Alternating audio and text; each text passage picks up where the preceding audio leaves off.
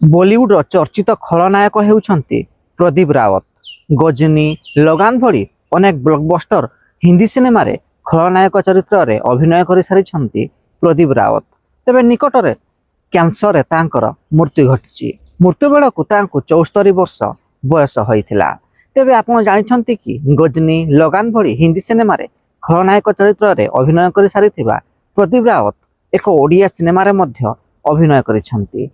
ସେହି ସିନେମାରେ ଓଡ଼ିଶାର ସୁପରଷ୍ଟାର ଅନୁଭବ ମହାନ୍ତି ମଧ୍ୟ ଅଭିନୟ କରିଛନ୍ତି। ତେବେ ଚାଲନ୍ତୁ ଆଜି କଥା ହେବା ହିନ୍ଦୀ ଅଭିନେତା ପ୍ରଦୀପ ରାୱତ କେଉଁ ଓଡ଼ିଆ ସିନେମାରେ ଅଭିନୟ କରିଛନ୍ତି। 2012 ମସିହା ଦଶହରାରେ ଅନୁଭବ ମହାନ୍ତିଙ୍କ ଏକ ସିନେମା ରିଲିଜ୍ ହୋଇଥିଲା। ସିନେମାର ନାଁ ରହିଥିଲା ଏସିପି ରଣବୀର। ସିନେମାକୁ ନିର୍ଦ୍ଦେଶନା ଦେଇଥିଲେ ସୁଧାକର ବସନ୍ତ, ସଙ୍ଗୀତ ନିର୍ଦ୍ଦେଶନା ଦେଇଥିଲେ ଶାନ୍ତିରାଜ ଖୋସଲା। ଏହି ସିନେମାରେ ଅନୁଭବ ମହାନ୍ତି ପୋଲିସ ଅଫିସର ଚରିତ୍ରରେ ଅଭିନୟ କରିଥିବା ବେଳେ ଖଳନାୟକ ଚରିତ୍ରରେ ବଲିଉଡ ଅଭିନେତା ପ୍ରଦୀପ ରାୱତ ଅଭିନୟ କରିଥିଲେ।